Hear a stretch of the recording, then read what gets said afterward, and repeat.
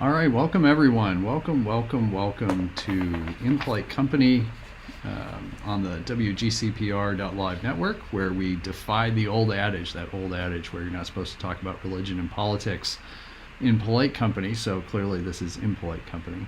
I'm your host, Matthew Best, here to walk with you in honest dialogue, showcase the power of seeing humanity, of people with different perspectives.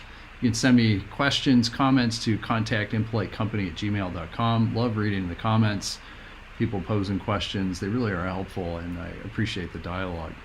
You can find previous episodes and listen to those on popular podcast channels like iHeartRadio, Spotify, Apple Podcasts. You can find the videos on YouTube. Just search for Impolite Company. You can look for the logo. You can dive further into topics that we talk about on the show by going to my blog, which is pastormatthewbest.com.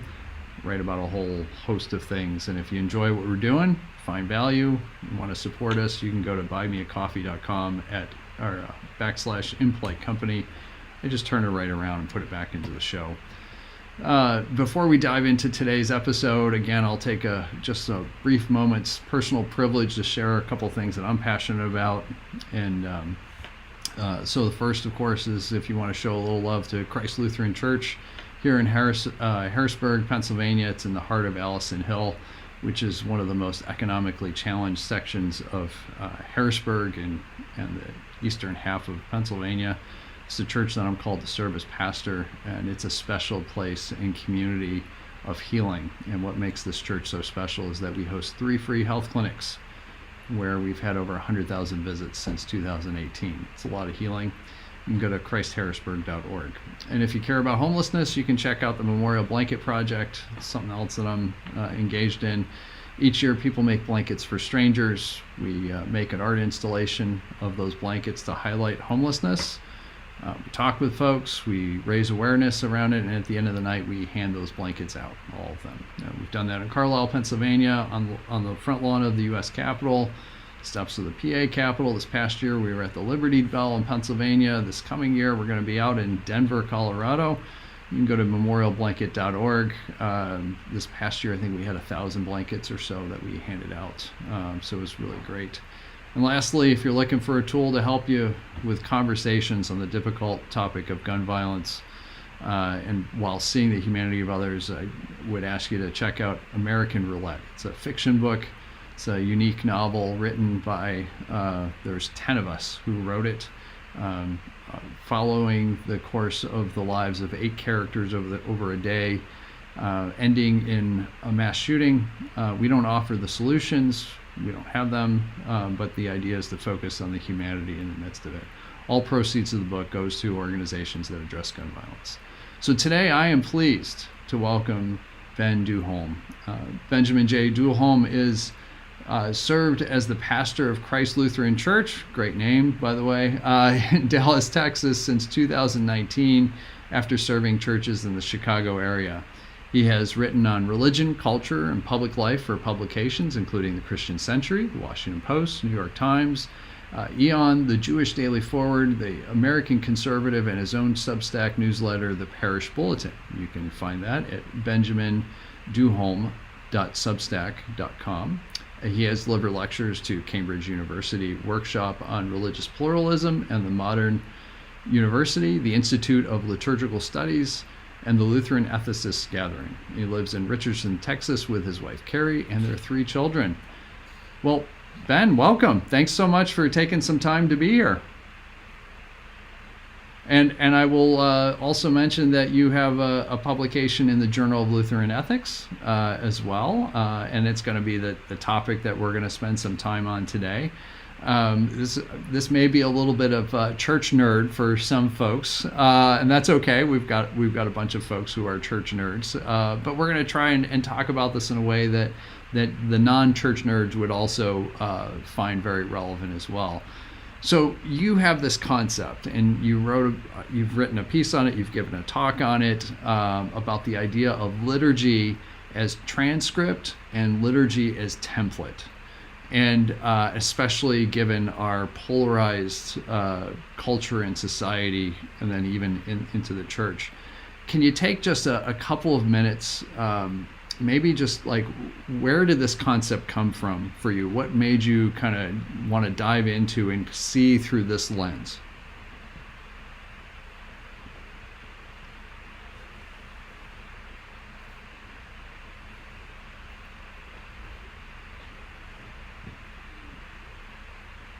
Hmm.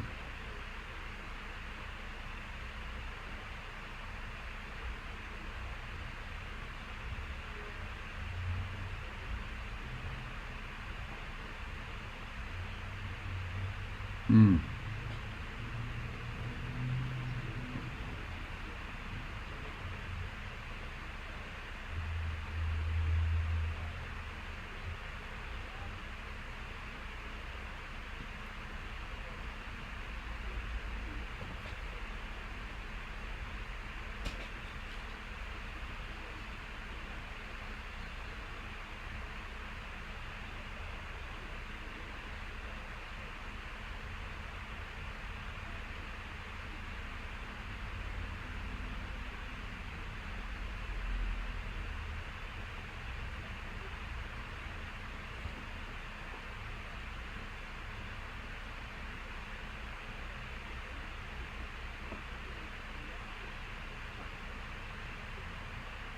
Yeah.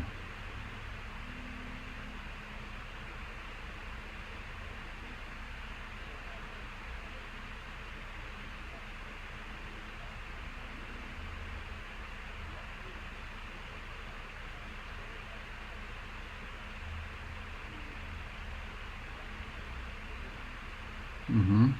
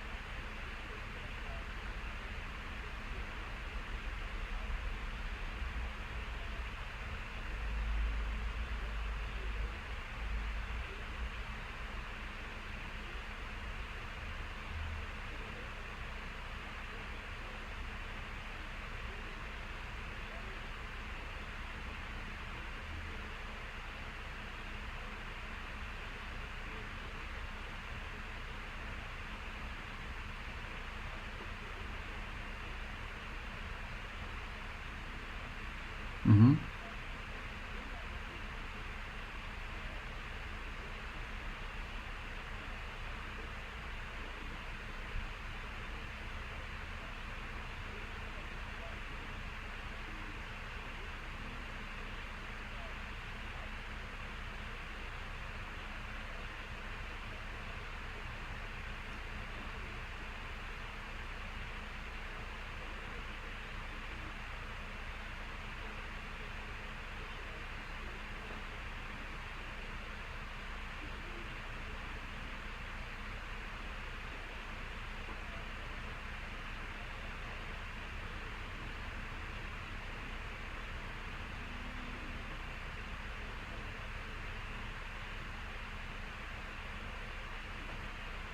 Yeah.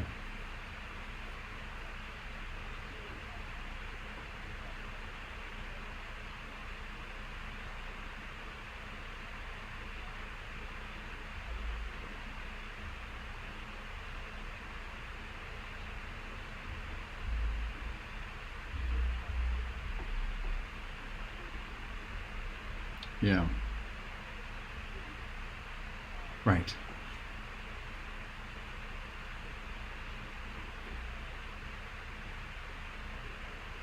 Yeah, yeah, and that makes a lot of sense, and I really appreciate one of the things that you had in your article was, um, uh, like, this is dealing with this whole, like, if you don't hear your pastor preaching on whatever the topic is this week, you should stand up and leave. And then I think you had like the other one was for like pastors, if kind of the same type of idea that, oh my gosh, if I'm not speaking on this topic, that I forget what the terminology was, but this kind of urgency to this pressure to speak on whatever topic it is that's happening right now. then oh my gosh, like people are going to get, you're going to get upset, or whatever the case may be. And then even along with that is, you mentioned, kind of the positives and negatives of each of this, and I really kind of appreciated that there's strengths and there's negatives to both of these type of things. And I'm just wondering, maybe you can share a little bit about those with folks.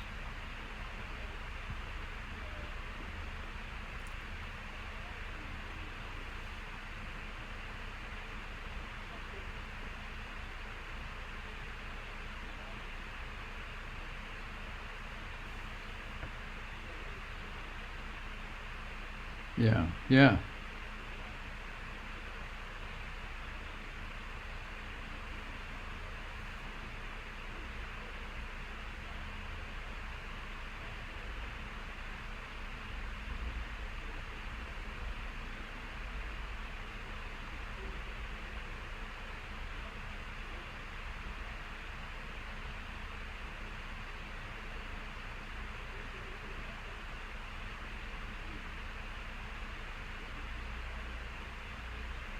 yeah,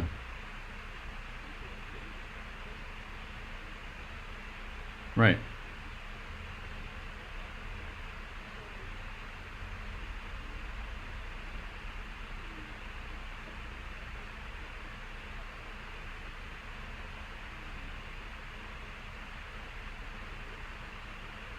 yeah,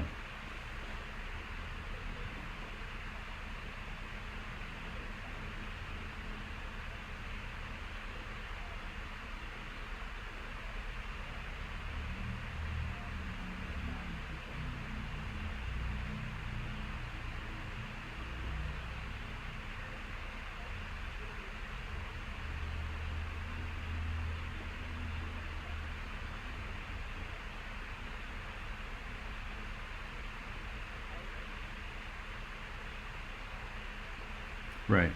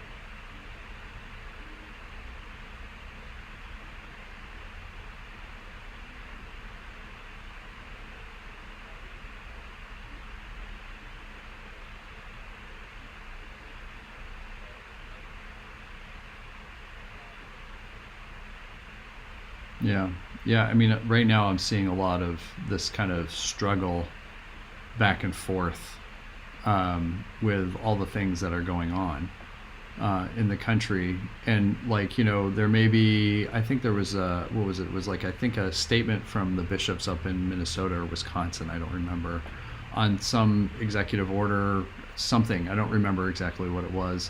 And then people were reading this and they were commenting like, well, why is it only them? And this, like all, there was like, whoosh, and it's like, well, probably because like those folks got together and that was right. It was like, don't make it complex.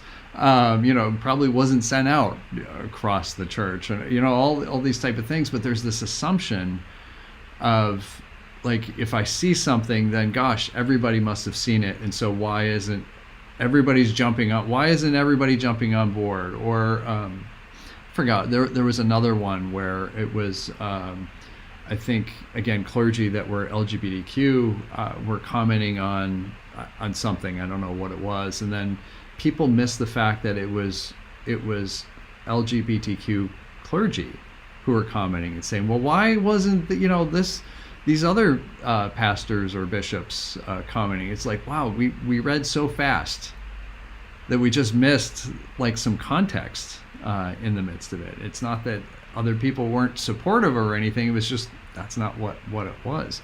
So I'm wondering, because I was thinking about this in terms of like the template right? Sees kind of more longer term perspective versus transcript, which kind of seems a little more uh, shorter term, kind of more immediate, which also kind of fits the culture in that way. Is there a danger of liturgy as template being a bit escapist? Um, kind of this retreat from the world's problems, and how can we kind of, like, one of the things I appreciate about what you're writing is you're not saying, here's the answer, right? You're acknowledging, hey, there's positives and there's negatives, and you got to weigh this. So how do we weigh? What are some guidelines? And maybe your answer is, I don't know, it's your context.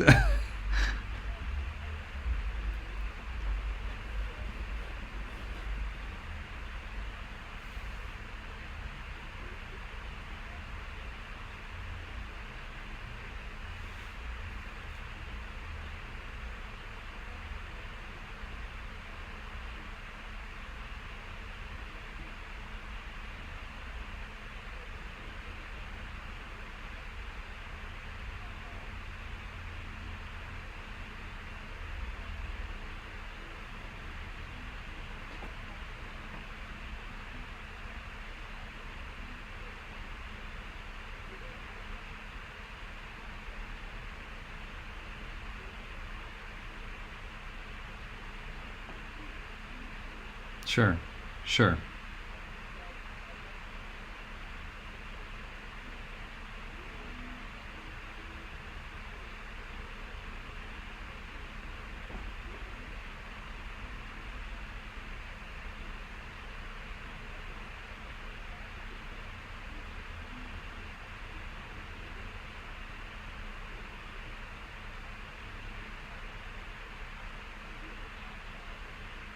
Hmm. Hmm.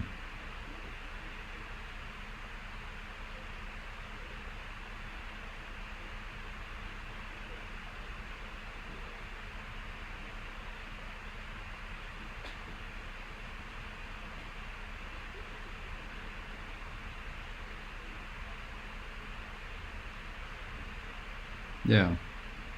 Yeah.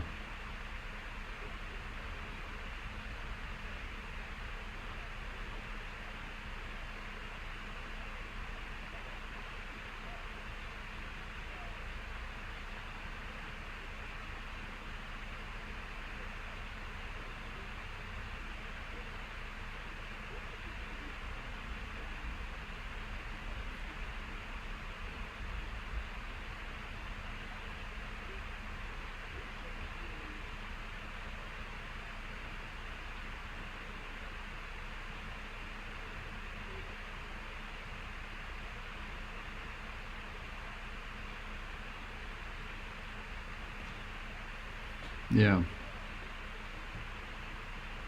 Right.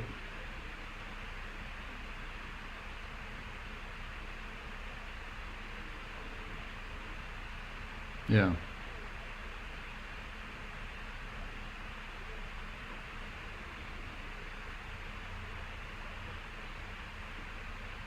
Yeah. Right.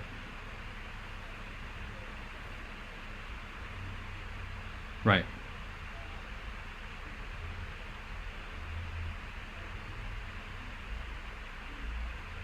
Mm-hmm.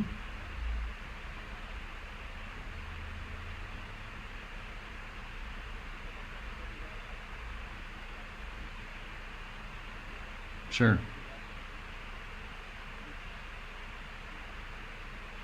Yeah.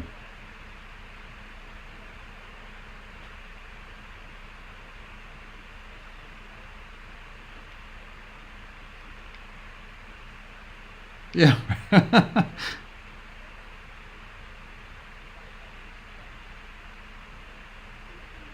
Yeah. Yeah, that makes a lot of sense, and I think it does, a lot of it is context, right? I mean, what is the community that is gathered? and what makes sense. I mean, liturgy is kind of like this thread that runs through. I kind of see it like that as well, that this is this consistency, at least for the season. And then even when we change seasons, it's not a huge change that we're talking about, right? Some of the prayers change or whatever. And yeah, the music changes week to week and all that, but there is this kind of consistency. And I remember I grew up Roman Catholic, and I always remember one of the things that was talked about is, you could go anywhere in the world. If you go to Mass, it's going to be the same readings. It's going to be the same this. It's going to be, like the Ordo, all the stuff that's going to happen. The language may be different and all that stuff. And I think there's any type of liturgical church body is going to be kind of the same type of sense of that. Again, there may be some there's some alteration for context, like worship in the United States, and most places in the United States is not going to look the same as worship in Africa, for example. But there is a thread of consistency in that. So I wanted to ask you too about this, because I've certainly had this happen to me, where I have preached something and afterwards, a parishioner comes and said, "Well, Pastor, that was really political." And I've talked with other guests about this as well. This is just one of my interesting things about this, and I always kind of took it as, well, number one, maybe I'm being, well, first of all, I'm always like, well, what do you mean by political? Because I have a background in politics, and so to me, there's a difference between politics and partisanship. They're related to each other, but they're not the same thing. And like Jesus was political, but he certainly didn't take sides between Rome and the temple. He was this kind of alternative politics that existed, and so where dealing with that statement of you're just being political, oftentimes it's I heard something that I didn't like and I don't agree with, or somebody else had said, well, maybe they're like mourning something in this, which I think there's certainly some legitimacy, because we have a culture that is terrible at mourning. And the same thing, even we're great at funerals in the church, but we're terrible at mourning, and the culture has kind of transcribed that onto the church. So I'm wondering with this the concept of liturgy as transcript and template, how that can kind of help us navigate this, this kind of criticism of you're just being political.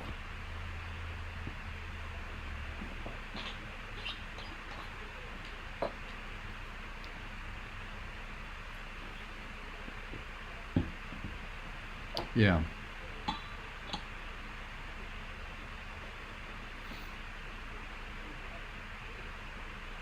Right. Yep.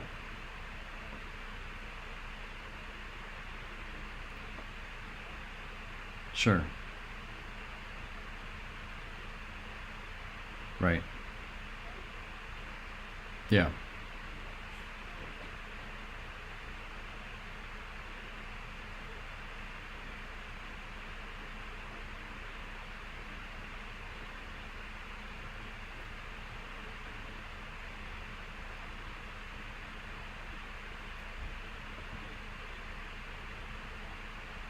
Mm-hmm.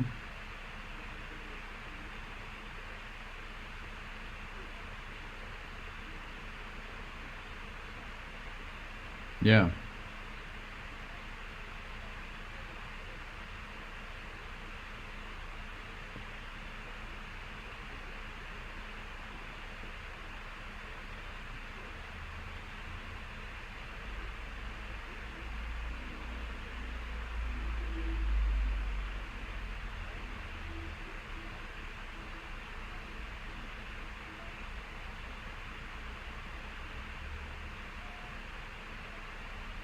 Mm-hmm.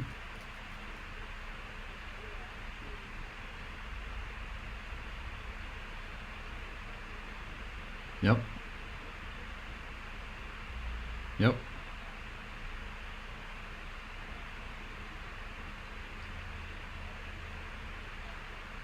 Yep.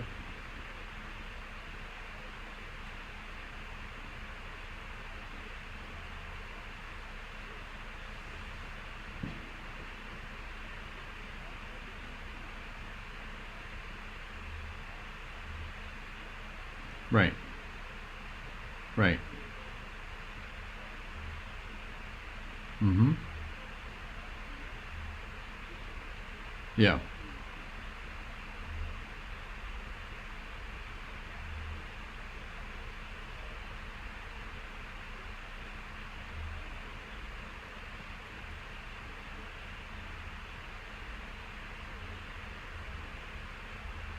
Right. Right.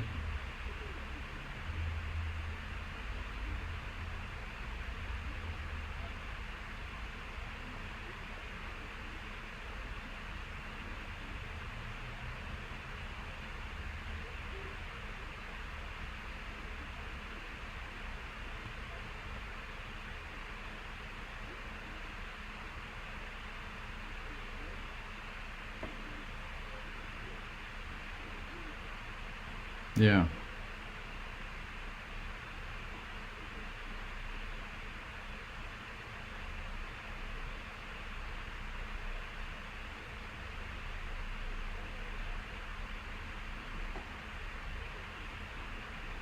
Right.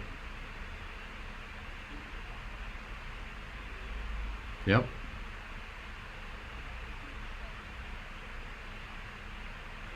Mm-hmm.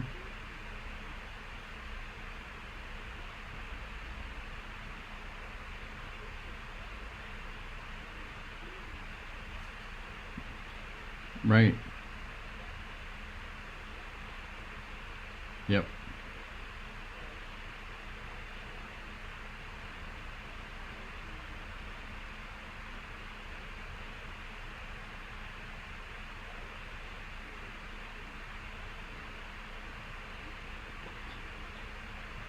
Yeah.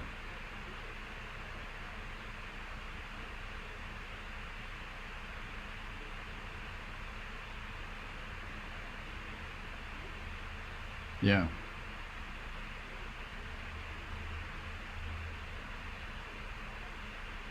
Yeah. Right. Right. Yeah. We're wearing, right. We're wearing these collars and they represent something. Right. Yeah. Yeah.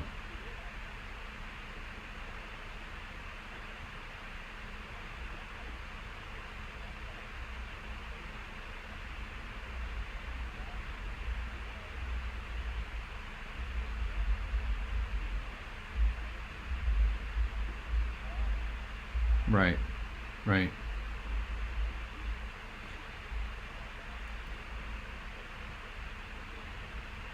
Yeah.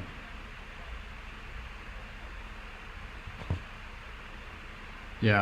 I appreciate that a lot. A couple of things came to mind. One was with really difficult topics of really kind of going and saying, starting off with, I don't know the answer and I'm struggling with this.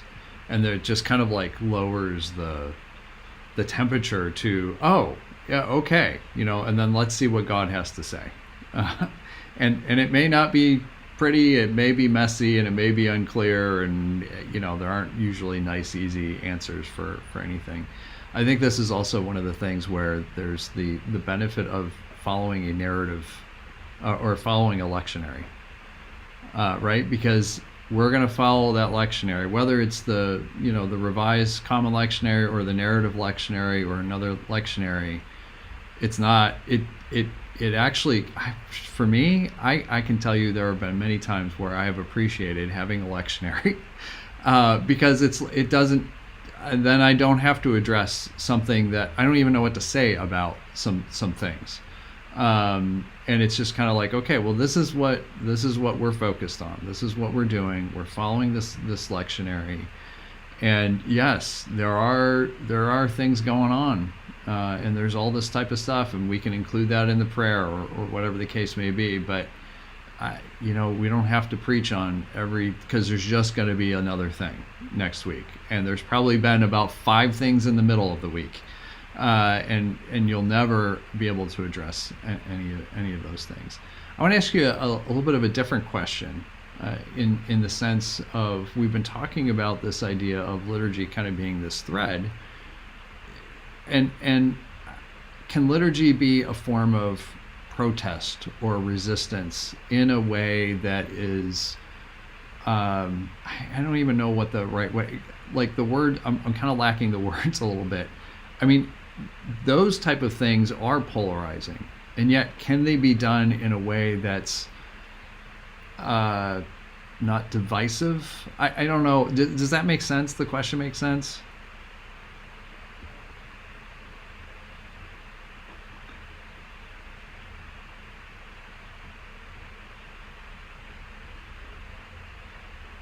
Oh, there we go.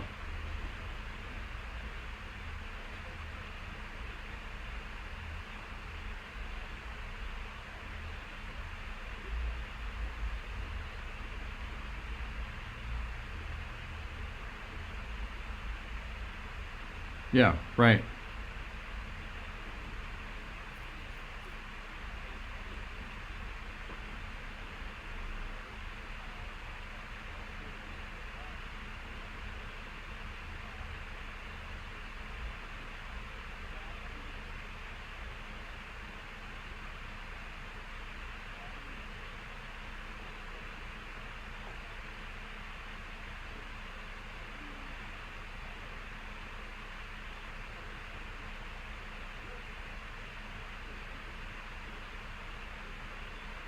Right. Mm-hmm.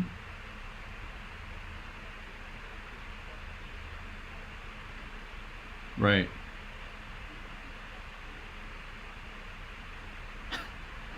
Sure.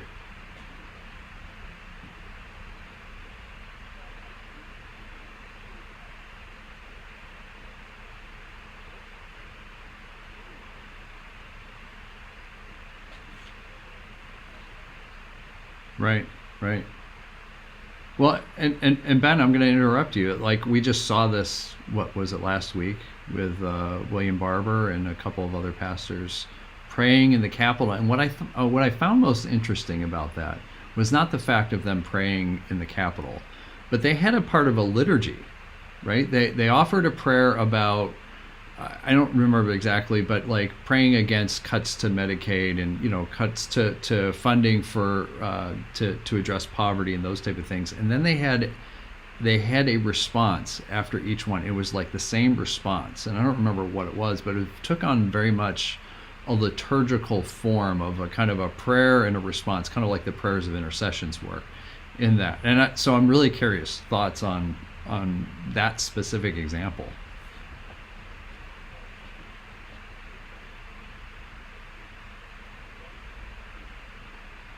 Mm-hmm.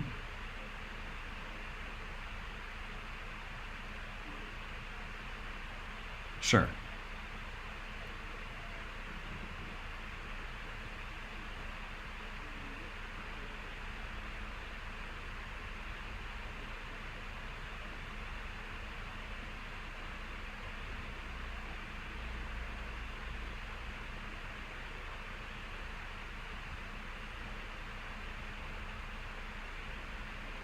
Yeah.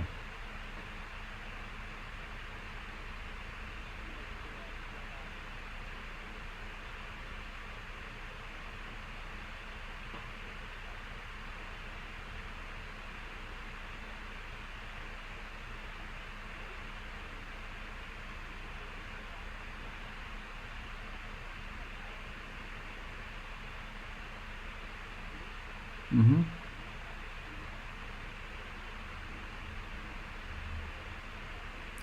Right. Right.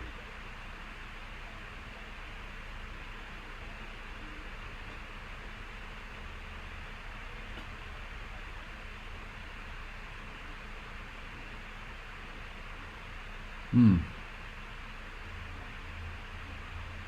Yeah.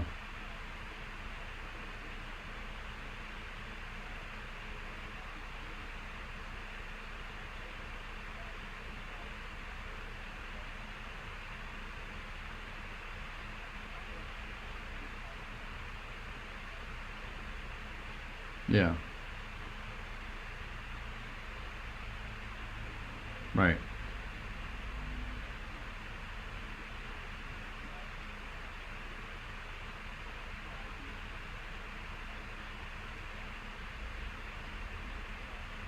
Yeah. Right.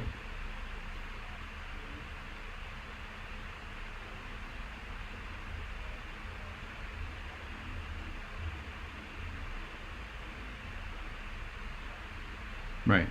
Right. It kind of reminds me of well, and it's not surprising.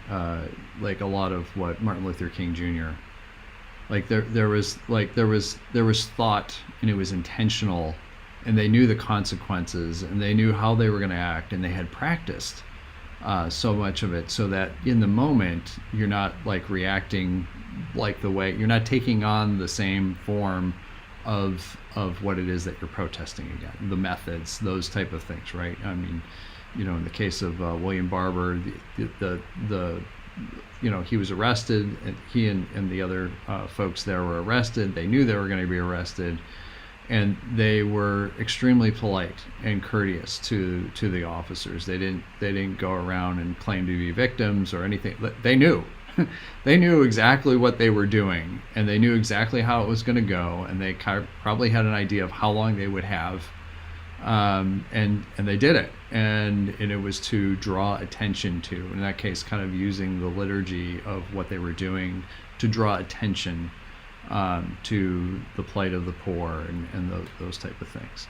So since we're in examples, I'm wondering if you can share some examples of where this idea of liturgy as transcript, liturgy as template, has been used in congregational settings in a way that has been really kind of helpful, especially in dealing with polarization and to kind of offer some healing in the sense of political tension.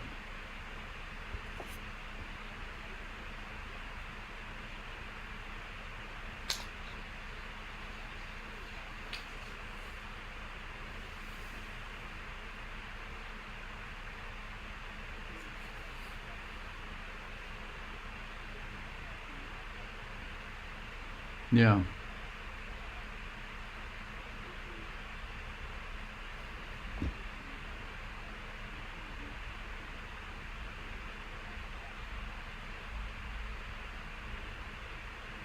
Yeah.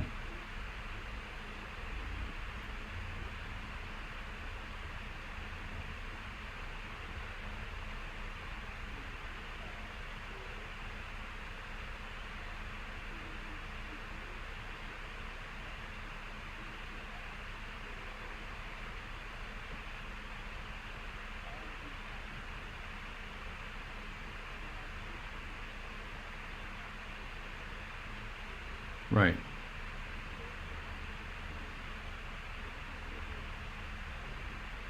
Right.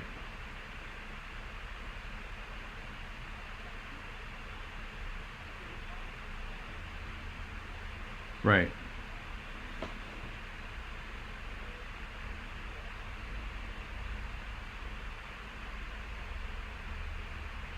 Hmm.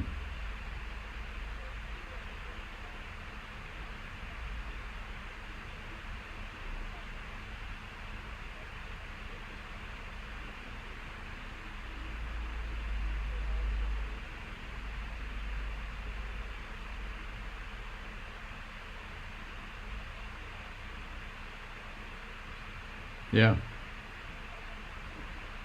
Yeah.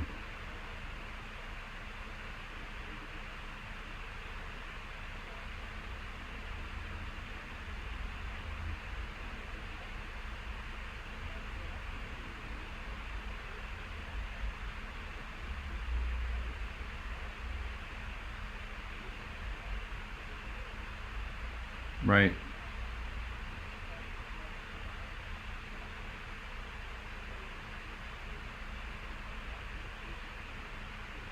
Yeah.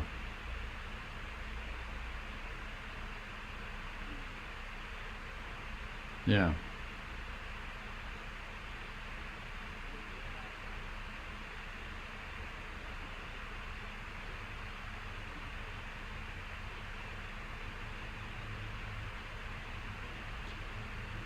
Although right. Yeah. Right.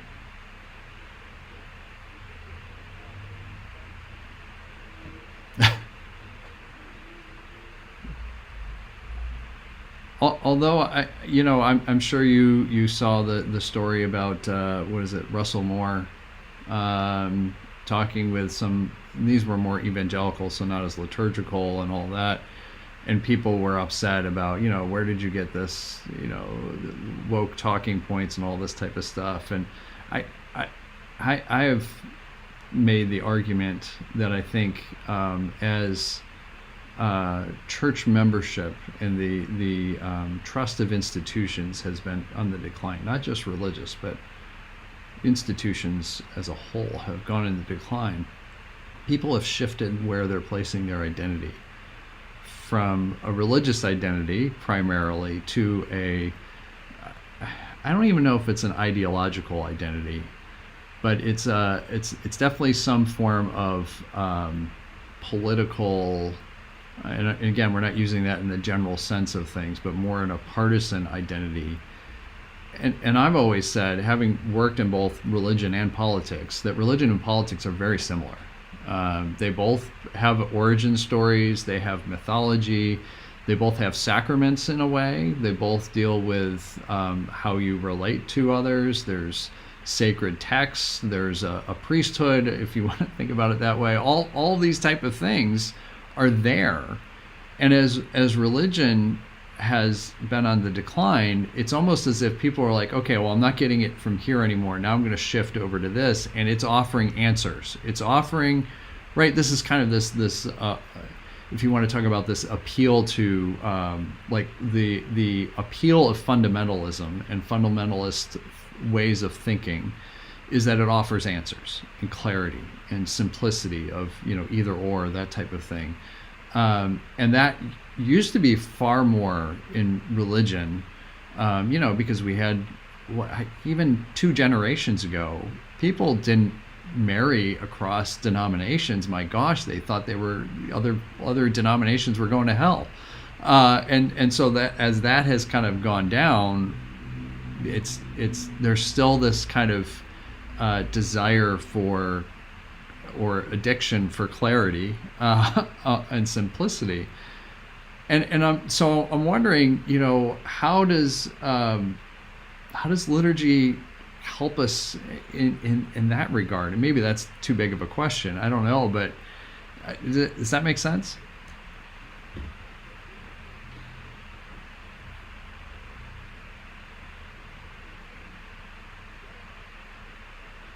Hmm.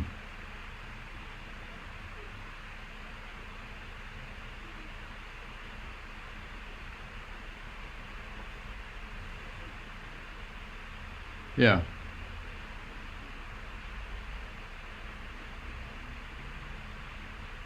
Sure.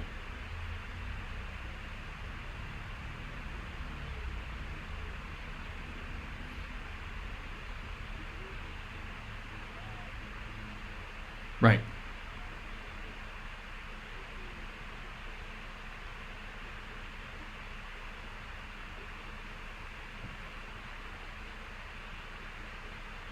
Mm-hmm. Yeah.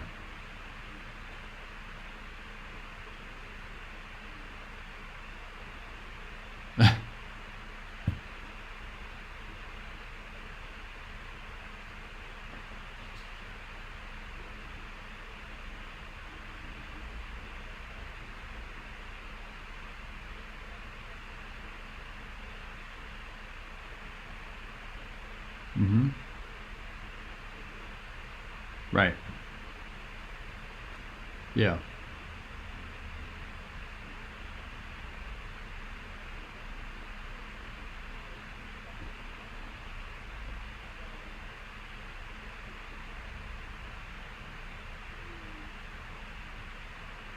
Yeah.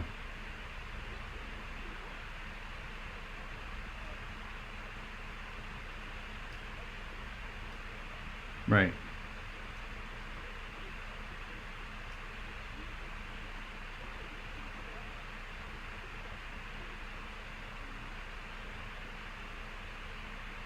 Right.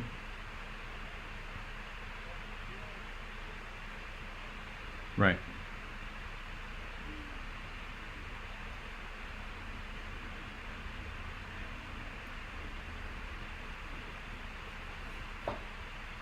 Yeah. Yeah. Yeah.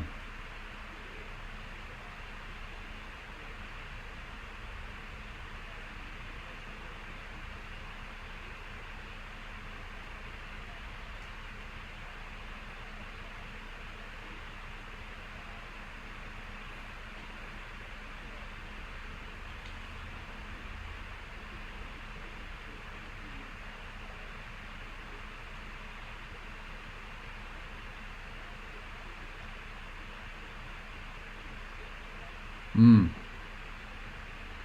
Yeah. Sure.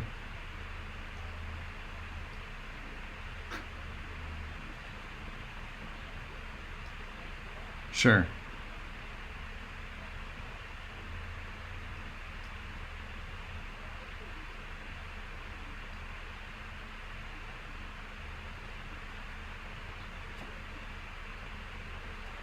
Yeah, sure.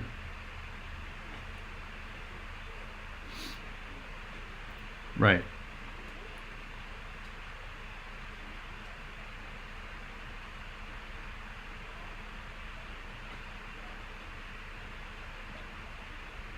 Right. Yeah, this is reminding me of um, a couple of things. One is, this is, where does our hope lie? Right? Our hope is in Jesus, not in a political party, not in money, not in a nation, even. Like, like I've said, preaching, at some point, the United States of America isn't going to exist. I feel pretty comfortable in saying that because 90% of the nations 100 years ago did not exist. So, at some point, do I hope for that? Do I want to see that? No, of course not. And at the same time, there's just this reality that nations come and go. And that's the reality. So where is our hope? It can't be in something that's going to disappear at some point, because it was human made anyway. And so nothing human made lasts forever. That's the reality, right? And so there's that. The other part I was thinking about too was when you were talking about praying the Eucharistic prayer and all that. One of the beauties of the liturgy, someone had described it this way, is that you have your piece and what you believe, and then somebody else has their piece and what they believe, and they're struggling with something, just as you're struggling with something. It's kind of like when we say the creed together. The chances are that no one there in the sanctuary believes the entire creed word for word. They're struggling with at least one line of that, if not more.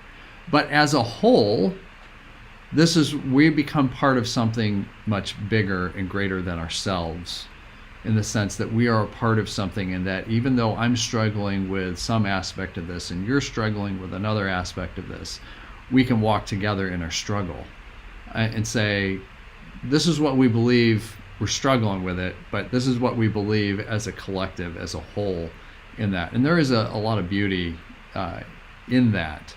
And I think this is kind of where, that there's that sense of that liturgy as template can be really helpful, because it does take it past us to something much larger that again we can put our trust in, that we can kind of like take a breath in that.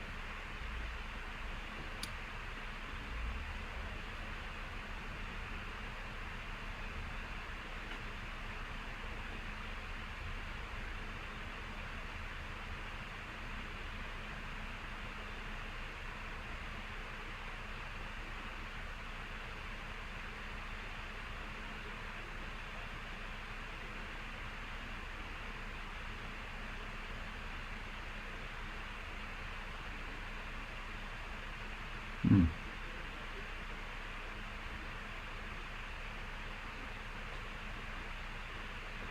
Mm-hmm.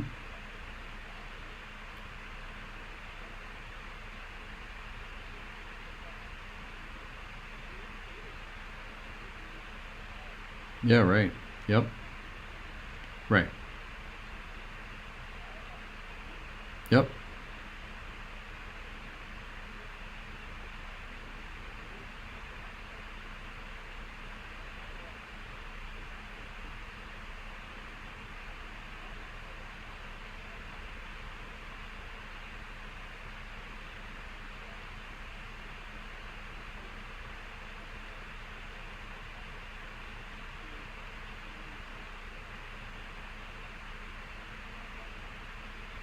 Mm. Yeah. Right.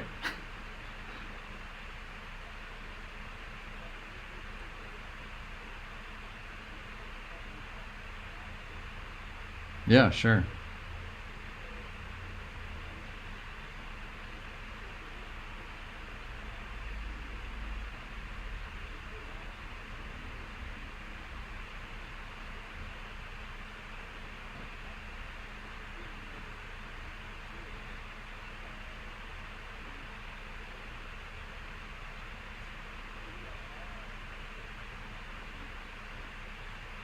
Yeah.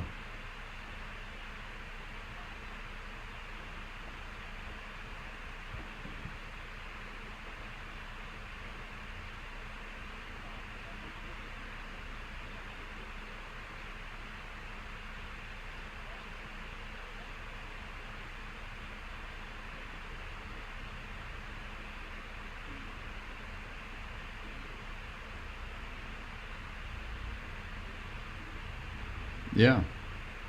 Yeah. That makes a lot of sense. There was a couple authors that I've had on my show, Amy Carr and Christine Hemler, who wrote what was it? It was oh great, I don't have it right in front of me. um, uh, it's about faith in divided times is essentially right, and they talk. It's a Yeah, right. I know it's over on my shelf, right over there. Um, and they talk about this kind of concept that you're talking about, in the sense that it's not about what our take on a particular topic is. That is why we're Christian, right? We're Christian because of the doctrine of justification is really their argument, and so it's this identity in Christ that we have, and so that, and there's going to be different ways that we see different issues, and right, but so it's this very Lutheran approach of God has acted and then we respond, type of approach. And I really appreciate that, and I can also see the struggle, right, of people who are like, well, you're only a Christian if you take this stand on any number of issues out there. One of the things that I've just kind of recently have done is I've been using the concept of Leviathan to talk about the challenges that are in the world, and the what I like about that is Leviathan is, we can't do anything about it. It's beyond our ability to confront it, right? This is all in God's hands. We need God to do this because we can't fix it. And we're all susceptible to it. So like, even, I put this in the sermon today, was if I talked about January 6th and how, the people that showed up, not all these people are evil. They were going, and they got caught up in these kind of lies and all this, and they weren't expecting to do a lot of them were not expecting to do what they were doing. And there's this sense of Leviathan kind of taking this, you're right, and creating this sense of chaos and violence and all of this type of stuff. And in one sense, it also kind of humanizes, I think, so that it's not just evil, and we can like make it into a character, like a Disney character, or a James Bond villain. But these are people, and my gosh, we could easily, given maybe the right circumstances, easily get turned into, especially when you're part of a mob and all this type of stuff, and the spirit of it takes over and all that. So, well, we got about 5 minutes left, and I'm always amazed at how quick this hour goes. So Ben, are there last thoughts that you want to share about any of the things that we talked about, or something that you were hoping to talk about in just a few minutes?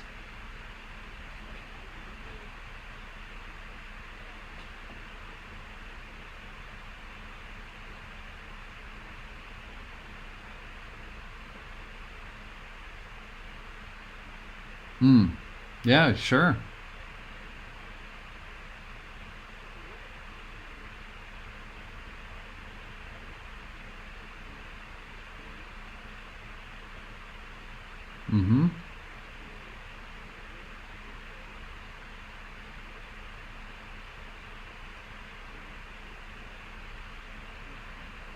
Yep.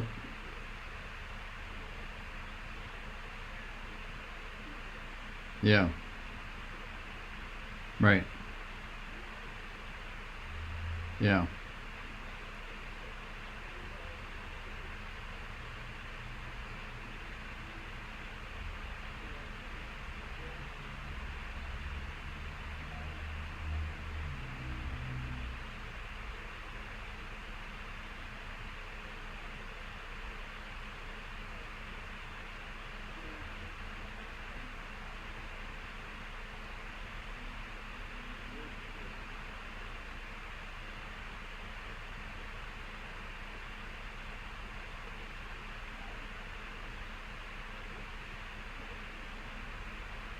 Mm-hmm.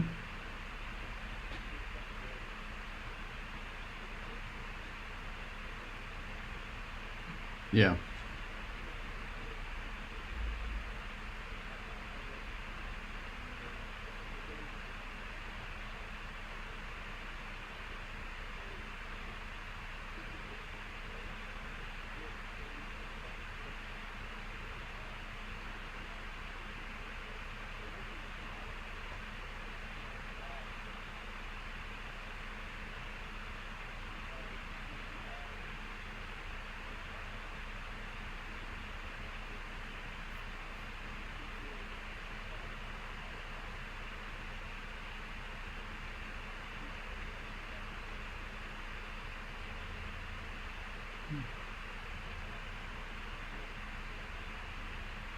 Yeah. Yeah, definitely. Well, I appreciate that. And Ben, I appreciate this conversation and everything that we've talked about. I'm so grateful that you have been writing and talking about these things. I think they're really helpful, not just for the church, but I think, this very idea, I think, can be transposed into other areas of life as well. I think liturgy shows up in more than just church.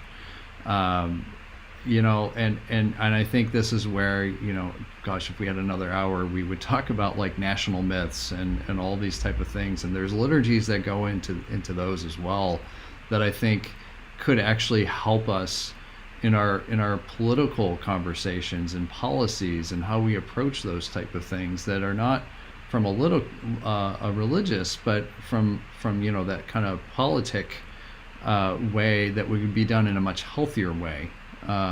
Still have differences because that's part of humanity, but I think this is to use your word, a template that can really go across all of these type of things. So Ben, thank you very much. I really do appreciate you coming on the show. It's been a real pleasure, and thank you. I just want to say thank you.